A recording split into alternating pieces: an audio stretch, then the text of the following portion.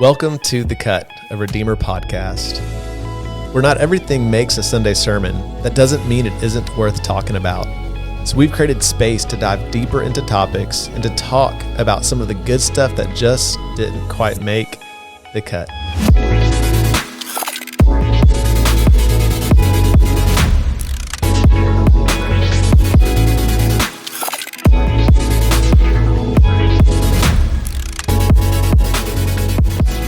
How's it going, everybody? My name is Jeff Martin. I'm the lead pastor here at Redeemer Community Church in Johnson City, Tennessee, and I'm joined by my awesome co-host.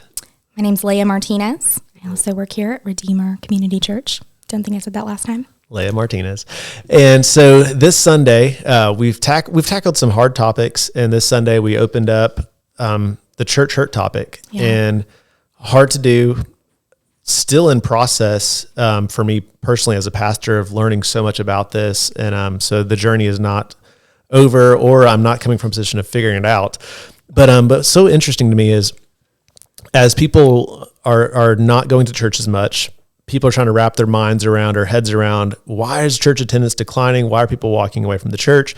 And there's been this assumption like, oh, people just want to be rebellious. They want to go live in sin and they disagree with the morality of the church. But it's much more complex. And so you have people who are leaving because they're like, man, the church just feels overly dogmatic about issues, or it's not relevant. And so there's kind of like a postmodern leaving. Then there's what they would call a modern leaving, where people are saying, no, there are some intellectual issues that I have, and I'm struggling intellectually. The biggest group out there is called drifters. And those are people who would say there's not a particular thing I could put my finger on. It wasn't a hard question. It wasn't a traumatic event. It wasn't anything other than I just kind of stopped going. And then as I look back, I was like, is my life really any different, any worse for not going? Should I go back? Do I need to go back? But another group that we talked about has been given the name recoilers. And so recoilers are those who have been hurt or even abused, not just church hurt, but spiritual abuse. And that could be physically, mentally, relationally, or spiritually. And they would say because they've experienced extreme hypocrisy, they've left in search of a place where they can experience safety and love. And so we want to recognize that church hurt is a real thing.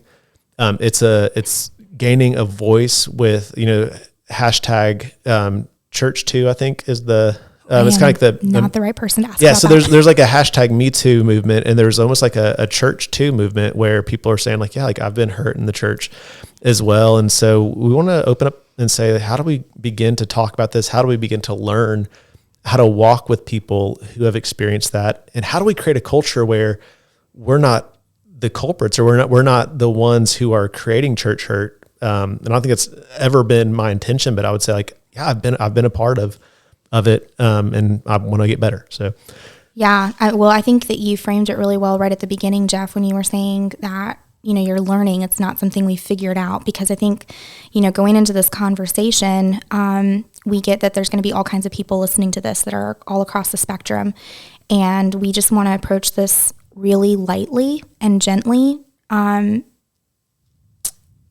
We don't understand all of it. And so we want to be very sensitive as we have this conversation, and recognizing, we're all in different places and feeling different things because of different events and people that have hurt us potentially. So, yeah.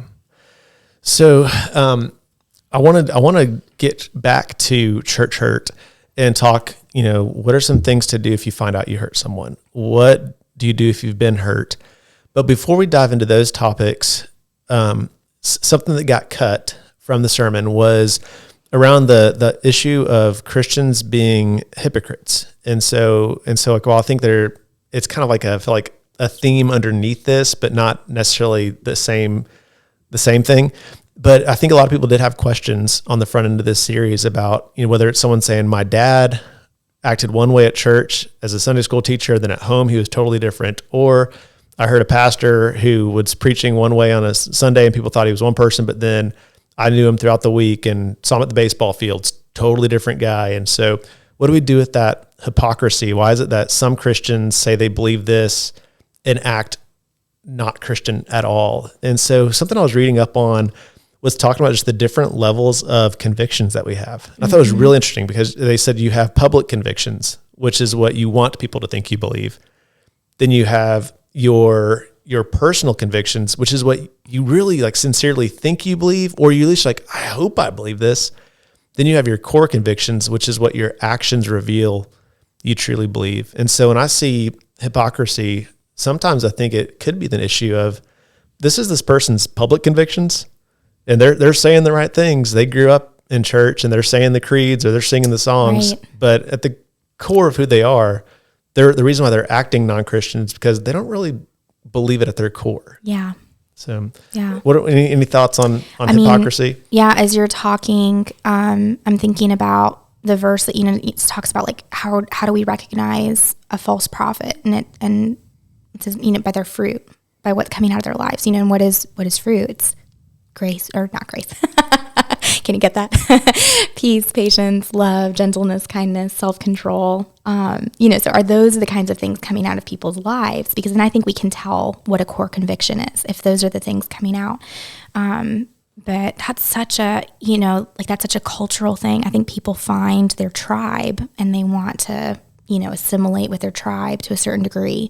And especially where we are in the South, church is kind of like the thing you do, right? So I think probably a lot of those folks that are dealing with hypocrisy, they're dealing probably with a lot of like cultural Christians as well. Yeah, I definitely agree with that. People who grew up doing the right things, knowing the right stuff, and they're just kind of continuing on that trend, but it's not affecting the way they live. Something that I thought was really interesting is thinking through, how do we make sense of the fact that some non-Christians are better people than the Christians we know? Yeah. And so we were talking a little bit before this, and I thought it was really helpful to frame it up that the fact that we're created in the image of God helps us to make sense that even non-Christians can be really nice people, nicer than Christians. And the fact that the fall affects all of us can help us make sense of how Christians can even be mean at times because they're affected by that as well. And so I think that's a helpful framing where it's like, how do we make sense of that? Well, and the image of God means we're all capable of reflecting a good God. Yeah, right? Exactly. Yeah. And isn't that called common grace? Yeah. I think that's what it's called. Common grace. Yeah. Well, let's talk a little bit, shifting from hypocrisy to church hurt. Something I felt was really helpful was the article I was reading, I referenced in the sermon, where someone said when they stopped saying the church hurt me, it helped them to take a step towards healing. Mm-hmm. And they said, so instead of just saying the church, and they were talking about kind of the universal church and saying, I can't make a universal statement of all churches or all Christians, but really labeling this church hurt me, or this leader in that church, or this group in the church. So thinking through that, like, what are some ways that you feel like the church, and I think that hurt can be intentional, unintentional, perceived, but whether it's intentional or unintentional, like what are some ways that you think like individual churches have or could hurt someone that would be good for us to be aware of? I mean, obviously intentional hurt is its own category, right? Like that's probably more severe stuff. I think, we're probably talking a little bit more about unintentional hurt. I think that it happens when leaders, for good reasons, probably forget, that people aren't the means to the end, but rather like they are the end themselves. And so, if it's something little about, like, I think you used an example a couple of weeks ago when you were talking about like, hey, we need to kick you out of the Sunday school room because we need it for like tech stuff.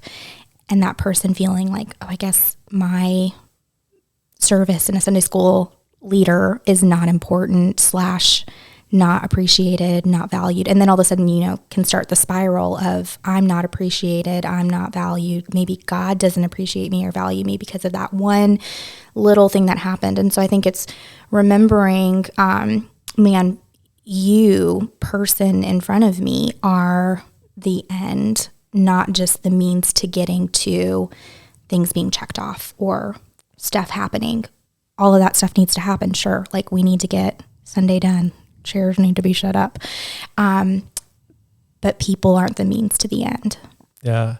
I think it's so easy in a world in a church world, I should say, in a church world filled with how to grow your church, how to be more effective communicators, how to write better sermons, how to whatever, that we can easily fall into this trap of programs, all of a sudden becoming more important than the people. Yeah. And a lot of church hurt comes from us just getting so caught up in being an effective organization. Right.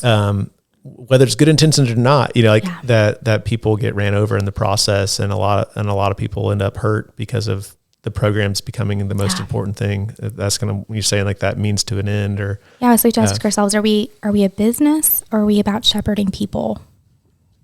Yeah. So, anything else that comes to mind when you think about how churches maybe unintentionally can? I think I want to be careful how I say this, but I think like anytime there's a level of control of I need to see an outcome happen. And so I'm, even if it is a good intention, I need to manipulate or control something in order for this outcome to happen.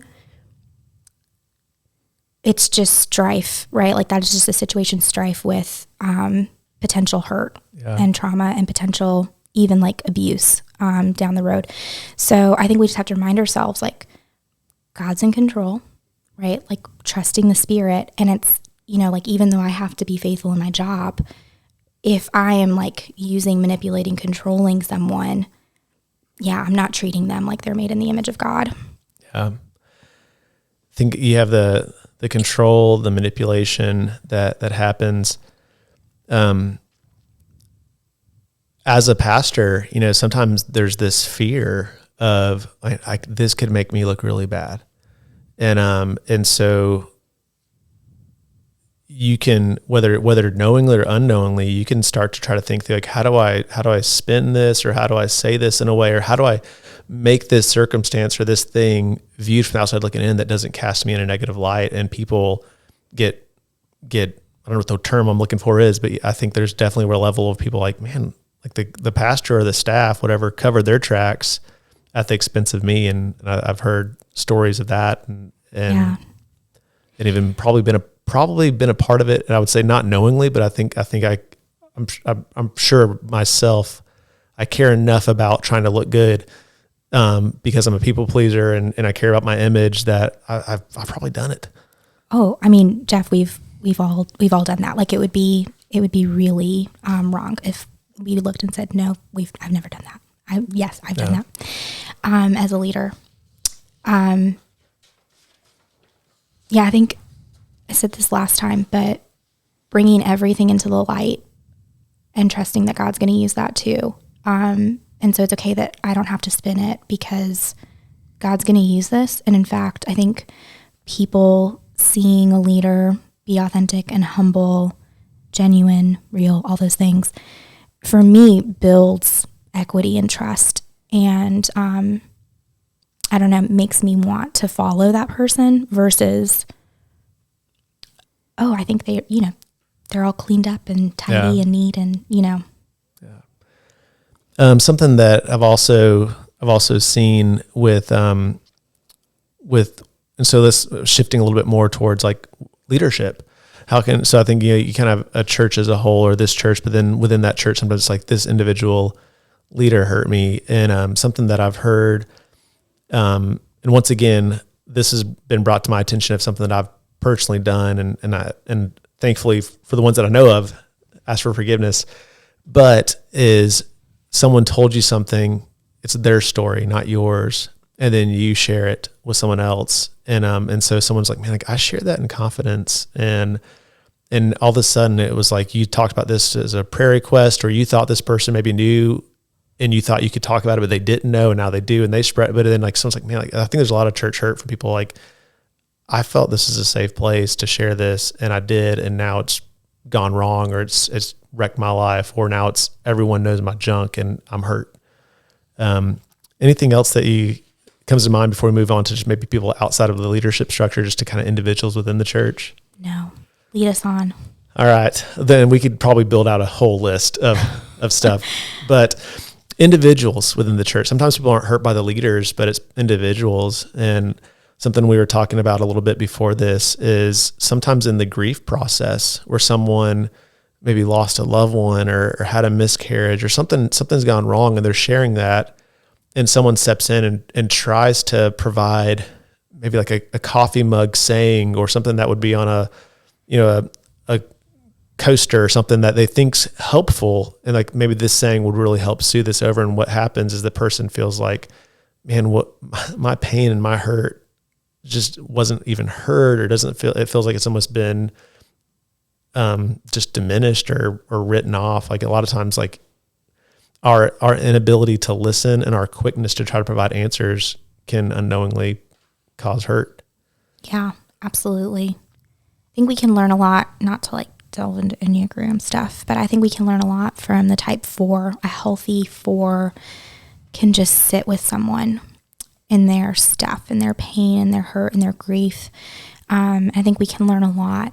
I know when I'm hurting or if I'm in something, like I don't need someone to, give me an answer. I'm sure you probably feel the same way, but just knowing like you're with me, you're choosing to be here with me is so important. Yeah. And that's where, for me, that's as a 3 on the Enneagram, a lot of times I lean into trying to fix things and to achieve a goal or get something done. And so I was taught by a great coach on the Enneagram, but to say, when you feel like you need to fix it, let that be a yellow light on your dashboard and step back and say, am I the best person to fix this? But I think that's my natural mentality is like, I need to provide advice, especially if I think that I'm a spiritual leader and they're looking for me advice that I need to step in and say something. And the truth is sometimes I don't have the right thing to say, but sometimes, like you said, the best thing is just the power of presence. Yeah. And honestly, like we've just already been saying, unintentionally, we can say something really stupid. And so I'd rather not say anything at all than say something out of a good place that's just going to cause more angst or frustration. So something that I've got a little bit of feedback from Sunday, and I haven't known how to respond to this. And so we're in process today on this, but is this kind of mentality of, hey, I hear people saying that they're hurt. And when I hear what they're hurt by, the person's like, my response is like, you just need to grow some thicker skin, or, you're not going through, like, you haven't been sexually abused like so-and-so's daughter, or you haven't been. And so kind of like, in some of mine, I'm like, I kind of get what you're saying, but at the same time, I never want to invalidate what someone's personally experienced. I want to meet them where they are. And so with that being said, I want to try to get at this by saying, I do want to recognize there are varying degrees. And so I would say that at one level, church hurt is something that's like, hey, we might be able to settle this over a cup of coffee. Like we need to talk about it, and we can fix this between us. Like, let's recognize that what happened was hurtful, but let's talk about it. Some of it can get to I would say another level down where you probably need a mediator. You need someone trusted that can sit down and help guide the conversation. And even then it might be a process. And then there really is some stuff that's to the point of, you might need some counseling and some professional help where, hey, the pastor's not the person to talk to, the mediators. Right. And so, right. Yeah. So I think there are different levels, but at the same time, let's not just, I don't want to miss the fact that yes, there are varying levels, but it doesn't change the fact that hurt is hurt. And we want to make sure that people's emotions are validated. Right. Yeah, exactly. Because sometimes we can make the pain worse. Like sometimes maybe it can be something that can be resolved over a cup of coffee, but because we don't listen well, or we invalidate feelings, or, any of the things we've been talking about already, all of a sudden something that really probably wasn't that big of a deal, all of a sudden is more of a hurt and we can make something worse than it actually is by not stepping into that well. Yeah. So 2 things I wanted to get at in closing is one, if you find out you've hurt someone, what should you do? And even what should you not do? Yeah. And then for the second question, if you've been hurt, what should you do?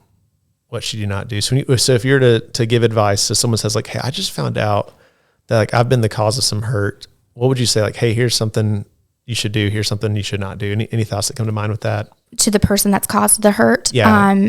Do not avoid the person that you've hurt. Like, go to them immediately, not in the sense of I need to fix this and make it right, but in the sense of this has been brought to my attention and I cannot let this sit, because then the person that's been hurt, is thinking like they're making it worse in their head. Yeah. So the moment, I would say go to that person, not to fix, not to resolve, but to say, I heard that I hurt you and I want to talk. Yeah. How can you do that in a way that you're not blindsiding the person? Like what's the best way to be intentional with that, where the person doesn't feel like I would say, for instance, let's say someone feels hurt and then someone's at church and they're walking out and you're like, hey, I heard that I hurt you. It's like, no. No. You don't want to do that in a public sector kind of way where, no. Because then that's, oh gosh, I feel like you're a little bit like,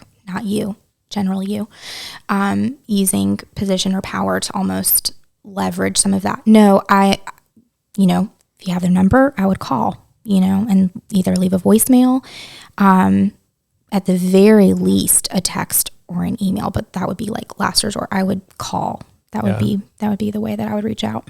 And I would say if you're seeking to say like, hey, I heard that it hurt you. I think so often, just a confession of how I've hurt.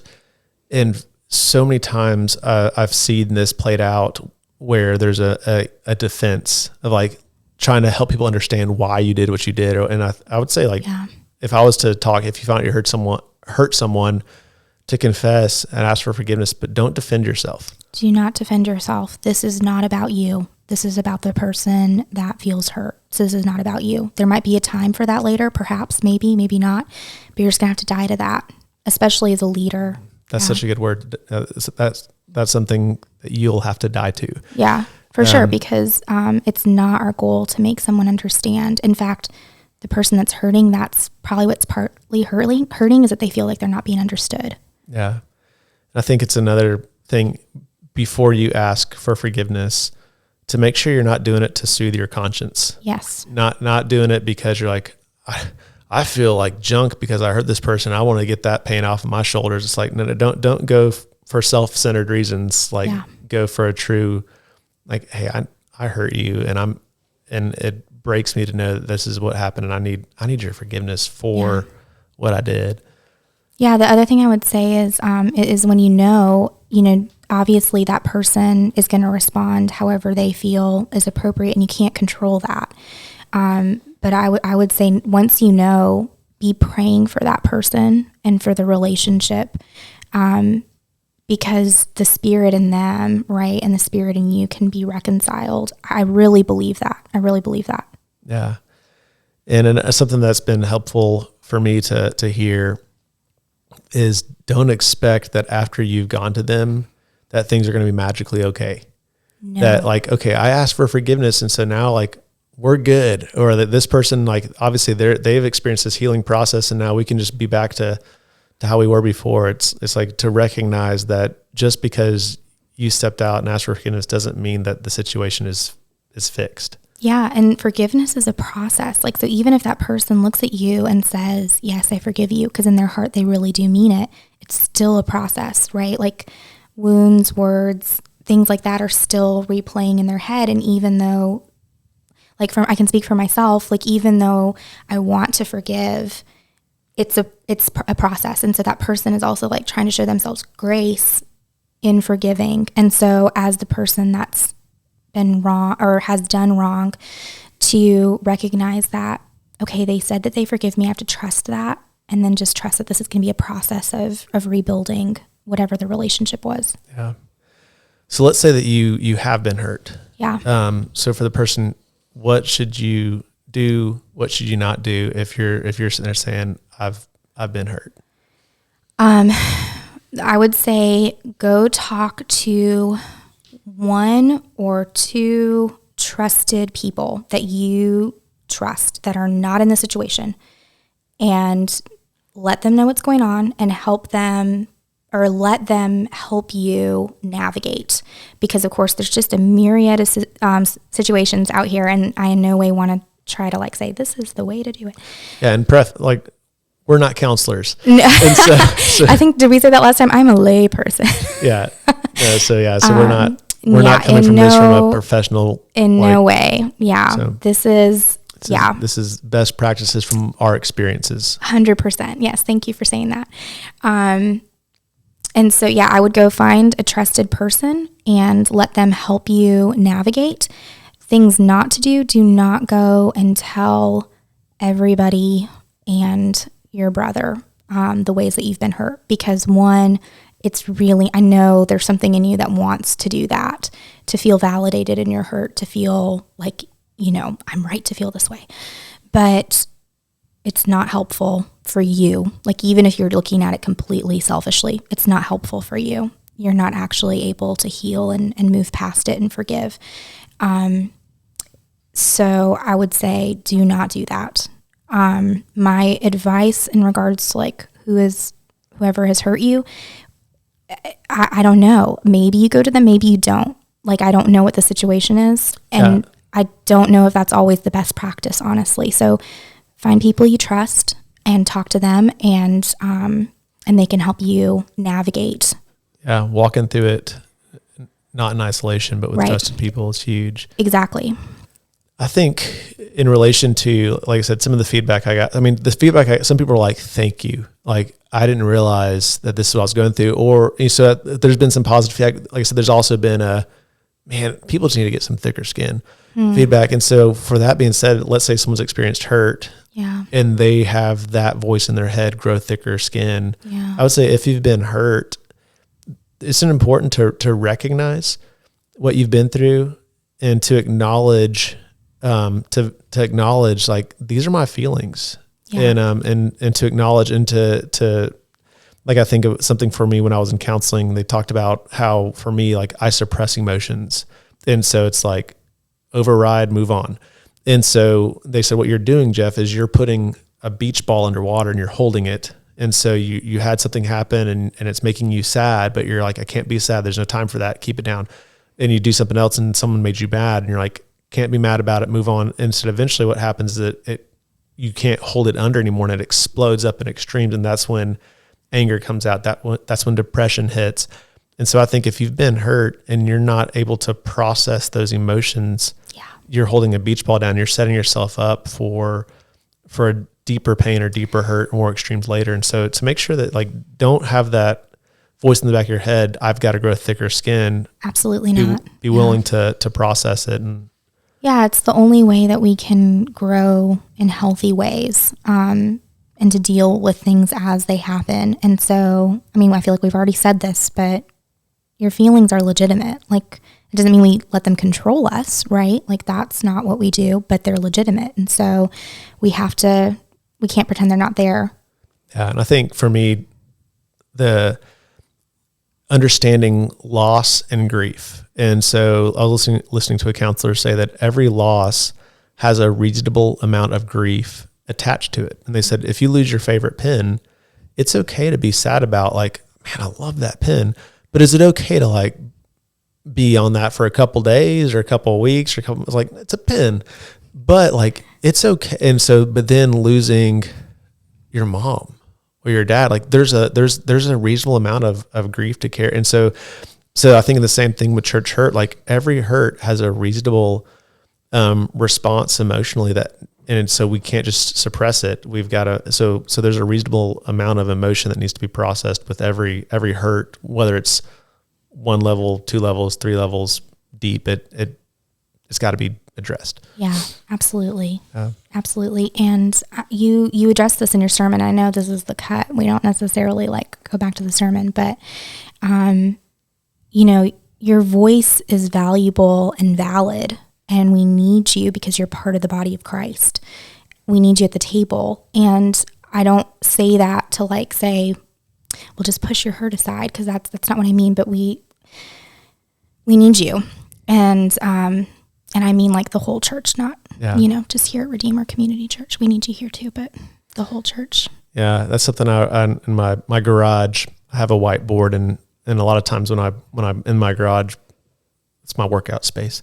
Like that's where a lot of times I do my thinking, like thoughts come to. And so a word that was written down on my whiteboard over the last couple of weeks is, don't let church hurt be the end of your church story. And so my concluding thoughts, before I'll let you close this out, my concluding thought is, man, I think that what you've been through, is not the end of your story. And I think that Jesus is writing a beautiful story through your life, and that what you're going through and you're learning from, what you're processing, is going to be beautiful for the body to be more like Jesus. And yeah, that's exactly right. Yeah. But any concluding thoughts on your end? It's not my concluding thought. Becca Stevens started Thistle Farms, and I've listened to that podcast 3 times. I think I sent it to you yesterday. And she says at one part that healing is when 2 parties stay together long enough to let love change each party. And I love that. Yeah, that's so good.